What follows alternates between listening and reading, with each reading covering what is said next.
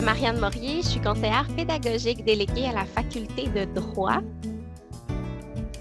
Jessie Courteau, moi, je suis coordonnatrice des activités d'apprentissage expérientiel dans le cadre duquel le cours pour lequel on va vous parler aujourd'hui, où on utilise le tableau blanc, s'inscrit.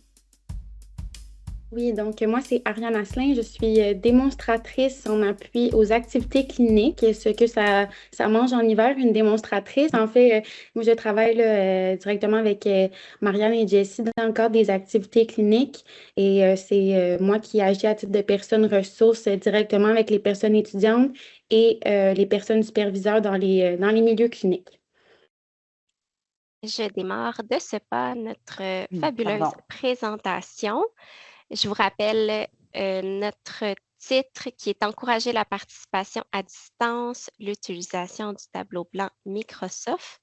Je vais passer tout de suite à la prochaine diapositive. Je laisse la parole à ma chère collègue Jessie. Oui, donc merci Marianne. Juste pour vous remettre un petit peu, vous mettre en contexte de ce cours-là, il se situe où dans le parcours d'apprentissage de nos personnes étudiantes en droit? Donc, le volet apprentissage expérientiel à la faculté de droit débute dès l'an 1 et se poursuit jusqu'à l'année 3 et 4 du baccalauréat.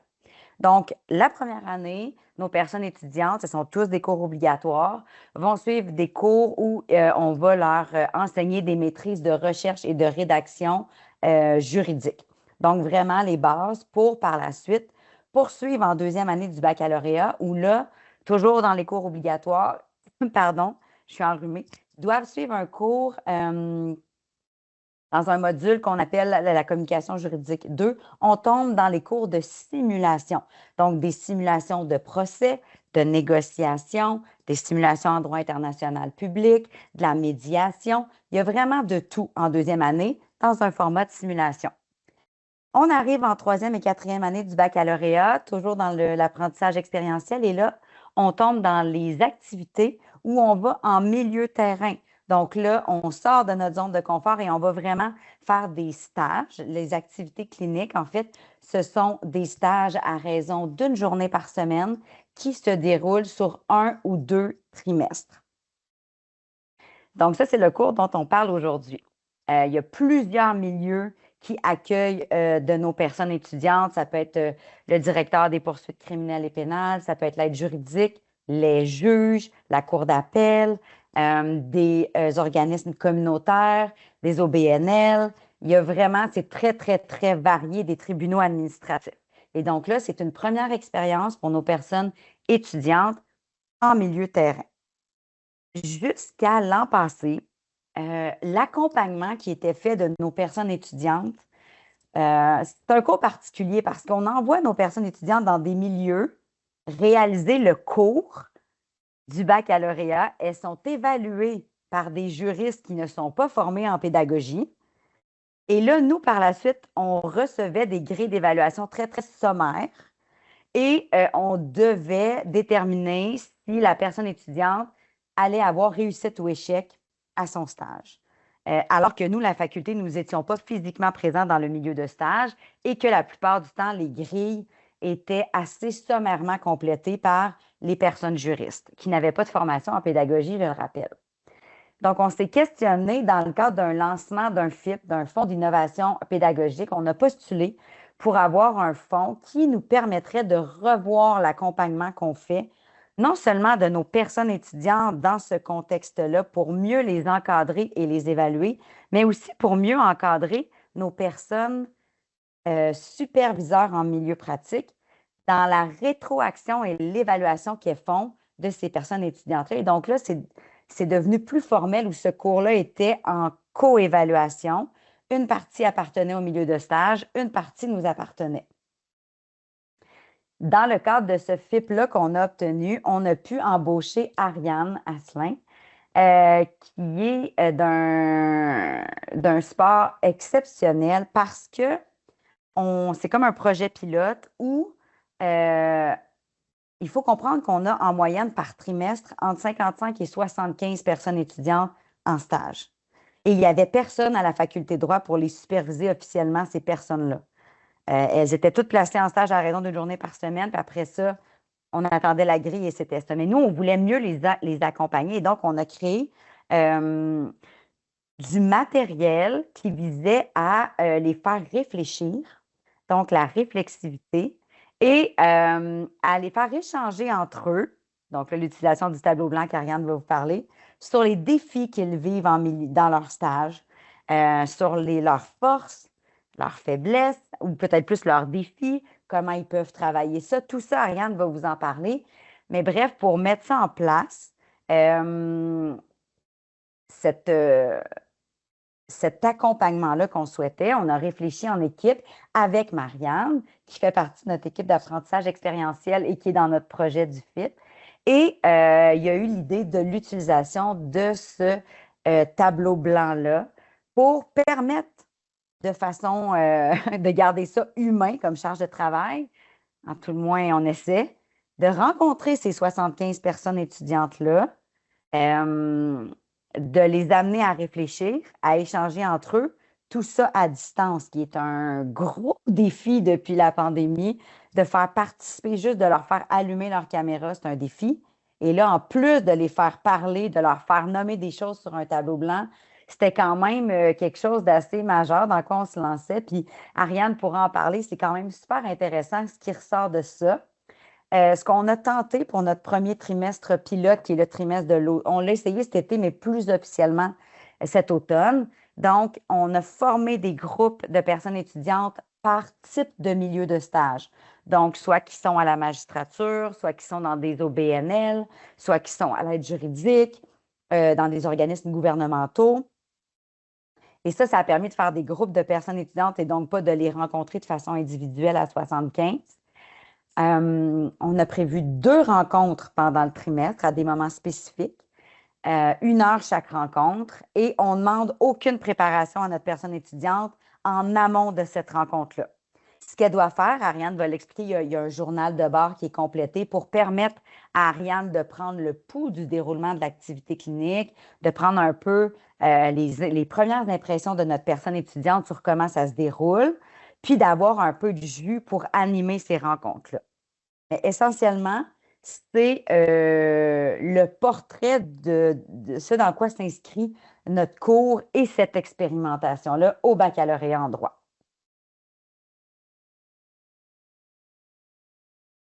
Oui, donc, en fait, là, tel que Jessie l'a très bien expliqué, dans la révision de notre structure d'encadrement des étudiants, on a mis en place différents modes d'évaluation, dont le journal de bord, mais également les 2 rencontres obligatoires de groupe. Donc, c'est vraiment sur ces rencontres-là que je vais mettre mon attention aujourd'hui, puisque c'est dans le cadre de ces 2 rencontres qu'on va utiliser le tableau blanc. Donc, en fait, là, la première étape pour la planification de ces rencontres-là, c'est en fait comme le deuxième point de notre diapositive, c'est en fait de récolter là, les disponibilités de nos personnes étudiantes. Donc, nous, en début de session, en début de trimestre, on identifie les 2 semaines au cours desquelles nos rencontres vont être tenues. Donc, pour utiliser notre jargon, là, on parle souvent de 2 vagues de rencontres de groupe parce que considérant que je ne rencontre pas les 75 étudiants en même temps, par exemple, je vais les diviser en 5 ou en 6 sous-groupes. Et je vais répéter en fait 5 ou 6 fois la rencontre numéro 1 qui va se tenir, que je vais tenir là, au cours d'une même semaine. Et lorsque la deuxième semaine va arriver, ben, je vais répéter 5 ou 6 fois la rencontre numéro 2, donc la deuxième phase de rencontre. Donc, pour récolter les disponibilités des personnes étudiantes, j'envoie soit un doodle ou un forms pour, en fait, là, les sonder sur leur disponibilité par rapport à des plages horaires que j'ai déjà, moi, dans un premier temps, déterminées en fonction de mes propres disponibilités et indisponibilités. Pourquoi un doodle? Pourquoi un forms? En fait, c'est simplement parce que le plan gratuit du doodle permet uniquement l'identification de 20 plages horaires. Et ça m'arrive d'avoir plus de plages horaires à suggérer. Ça peut avoir l'air beaucoup, 20 plages horaires, mais par exemple, si je veux suggérer de 15h30 à 16h30, de 16h à 17h, de 16h30 à 17h30, on a déjà trois suggestions là. Donc, ça monte vite.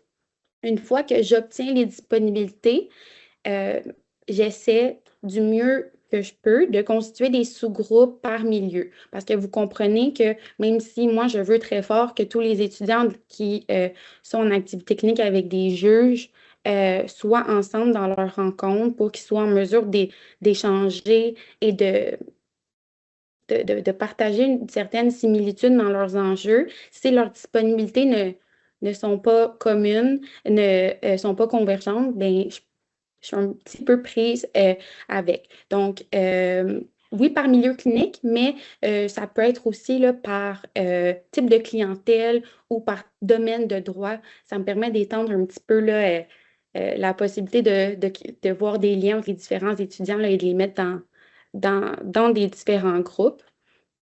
Donc voilà, et une fois que mes 5 ou 6 sous-groupes sont créés, ça pourrait évidemment être plus ou moins. J'essaie d'avoir entre 10 et 15 étudiants maximum par sous-groupe pour favoriser la participation et les échanges, mais je vais transmettre les liens Teams là, par courriel aux personnes étudiantes. Donc, les deux rencontres ont vraiment des objectifs pédagogiques distincts dont Marianne va pouvoir peut-être développer avec plus de précision que moi, mais la rencontre 1, elle vise vraiment à briser l'isolement parce que nos étudiants, il va arriver qu'ils soient plusieurs dans un certain milieu, mais il y a certains milieux où on va vraiment avoir un seul étudiant. Ou même quand ils sont plusieurs, quand on est face à un mandat qu'on se fait déléguer par un juriste, bien, on est souvent très seul avec nos questions, on est gêné, on a peur de paraître là, euh, pas assez intelligent, si je peux dire, là, en posant certaines questions, par exemple à un juge, ça peut être très intimidant. Donc, on veut vraiment briser l'isolement, qu'ils se sentent moins seuls par rapport à leurs défis, développer aussi un sentiment d'appartenance, partager les défis vécus et trouver des solutions. Donc, les solutions, ce n'est pas moi qui vais les suggérer, c'est vraiment les étudiants entre eux qui vont le faire.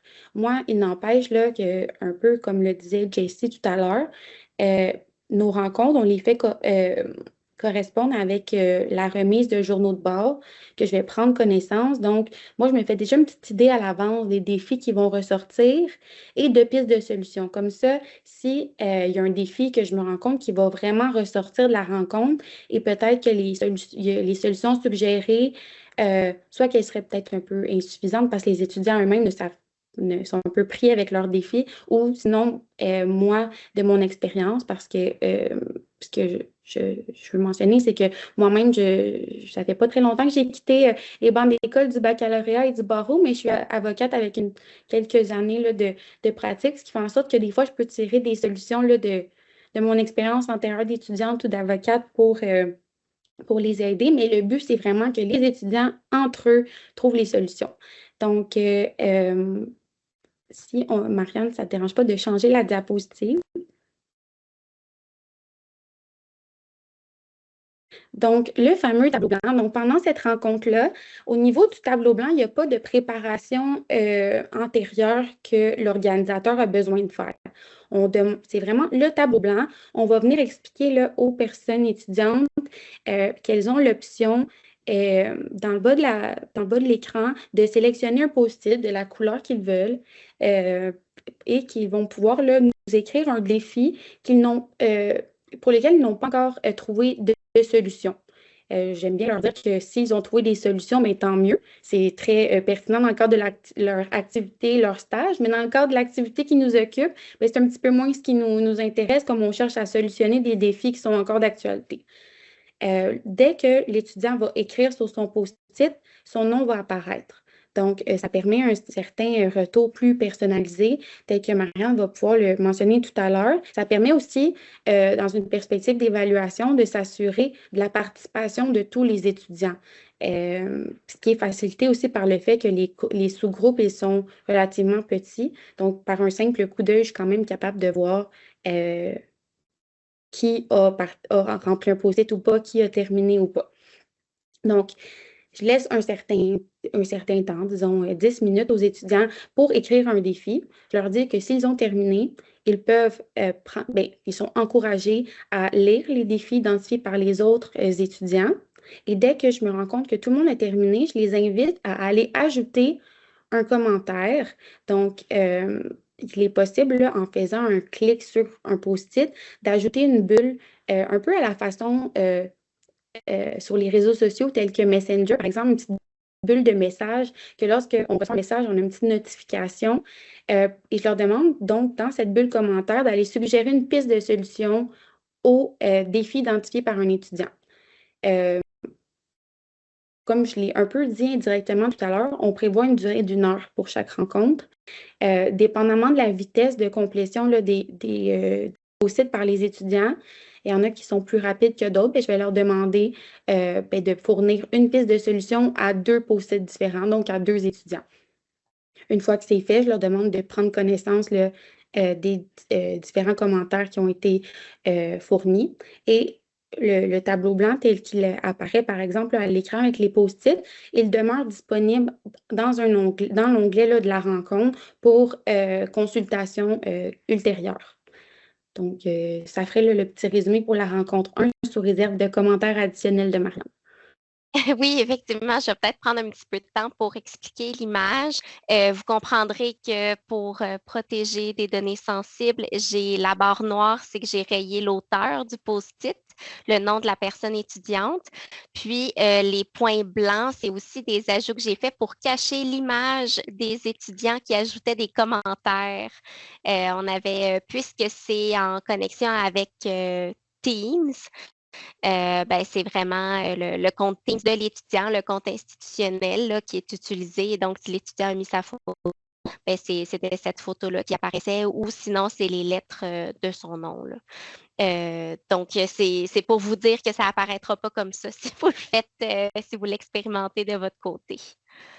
Je passe à la rencontre de Ariane. Oui. Petit commentaire additionnel auquel je viens de penser. L'image qu'on vient de voir, ça, là, c'est dans le cadre d'une seule rencontre. Donc, sur un trimestre, par exemple, si j'ai divisé les étudiants en 5 sous-groupes, à la fin de la semaine, je vais avoir 5 tableaux blancs distincts. Donc, on va pouvoir en parler plus amplement là, dans les avantages de cette méthode, mais on s'entend que même pour nous, à titre d'institution d'éducation, c'est intéressant là, d'avoir cette espèce de registre des différents défis qui sont rencontrés par l'ensemble de nos étudiants au cours d'un trimestre donné et d'élaborer là, peut-être là, des modes d'évaluation ou un certain encadrement de conséquences. Donc, la rencontre 2, cette fois-ci, plutôt que de discuter uniquement de leur propre situation, de leurs propres défis, on invite les étudiants à se questionner sur les enjeux d'accès à la justice qu'ils ont observés dans le cadre de leur activité clinique.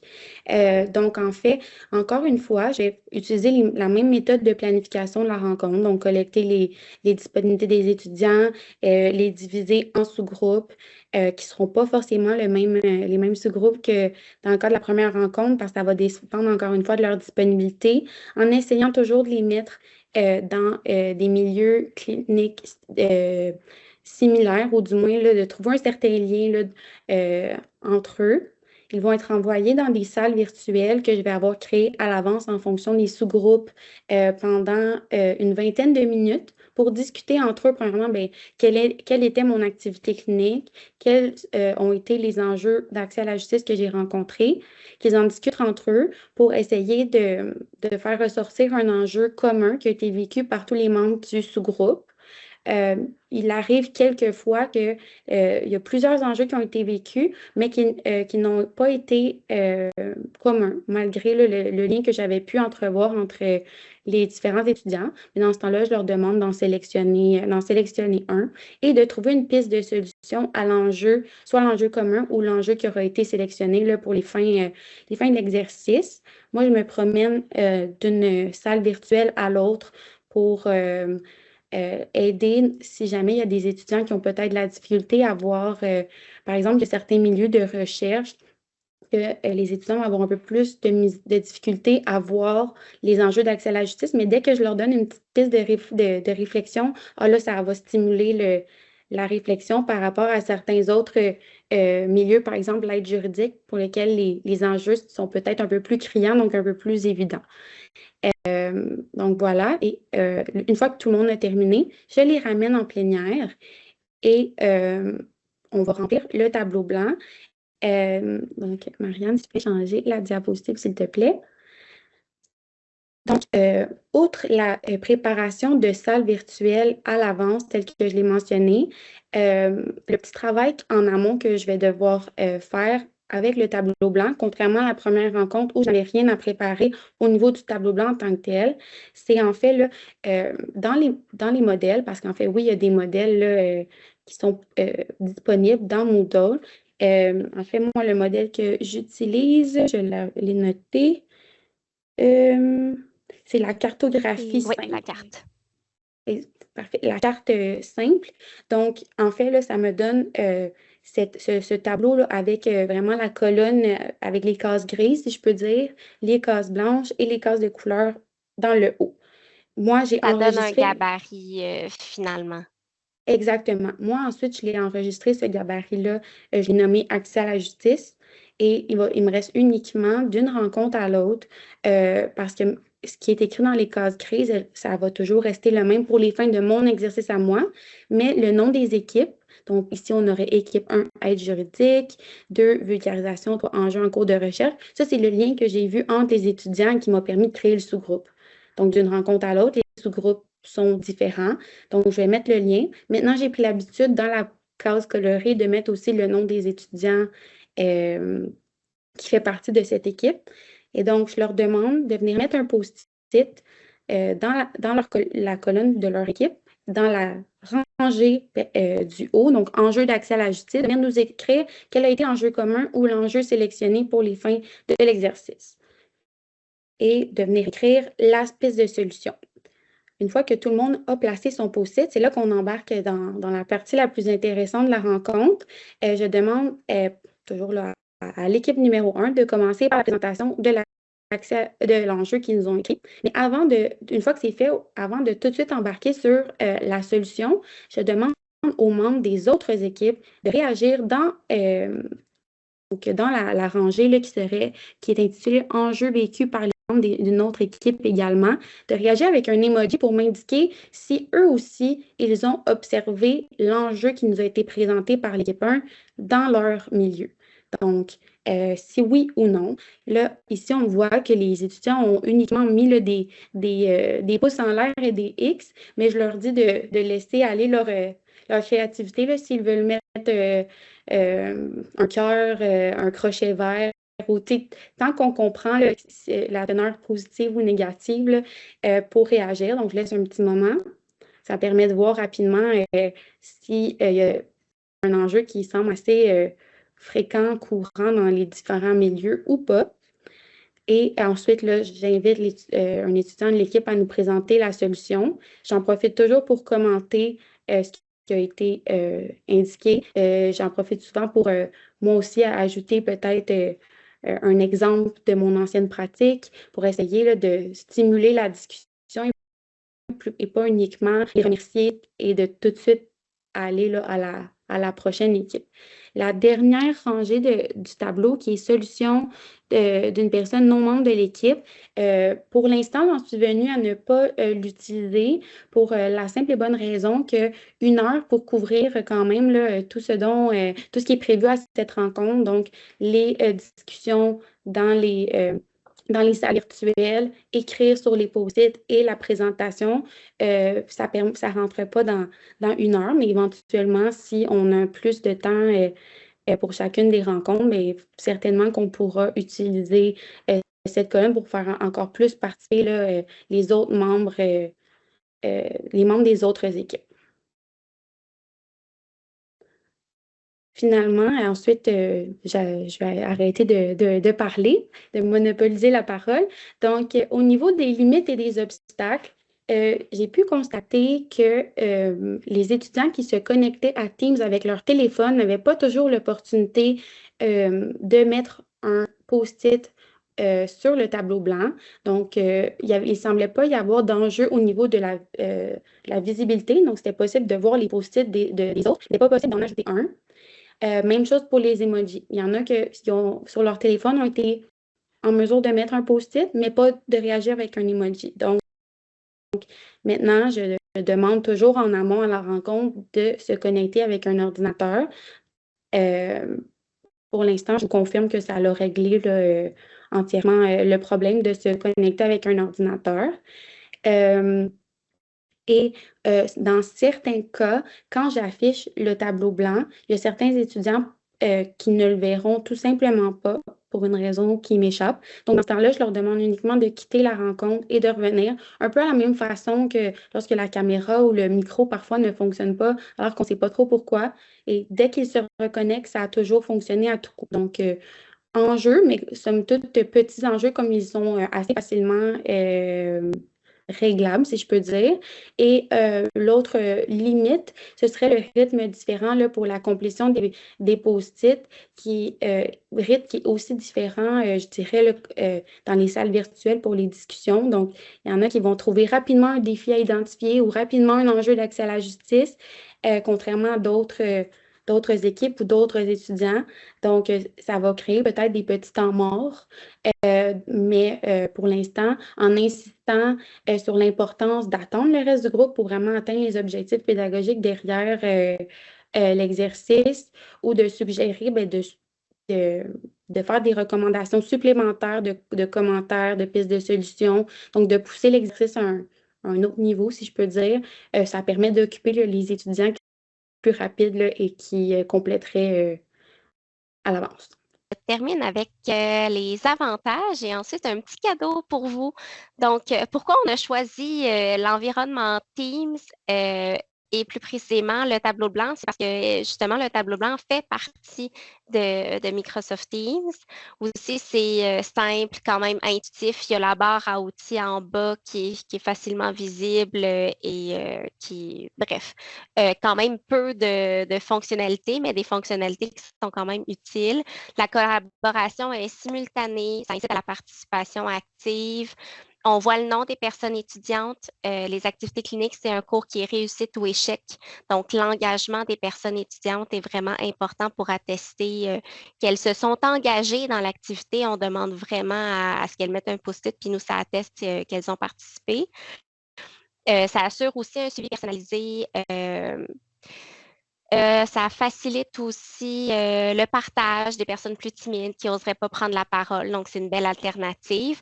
Puis, ça va nous permettre aussi comme équipe de peut-être construire un certain registre de défis, pistes de solutions, une boîte à outils éventuelle pour les personnes étudiantes.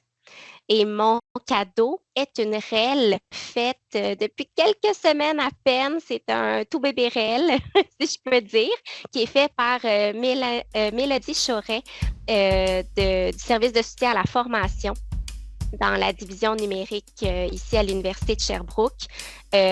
Puisque c'est un PowerPoint Live, je pense que vous pouvez cliquer directement sur la ressource. J'ai aussi mis le code QR, mais il s'agit d'un guide d'utilisation du tableau blanc collaboratif de Microsoft si vous voulez vous-même tenter l'expérience, tout comme nous, on le fait.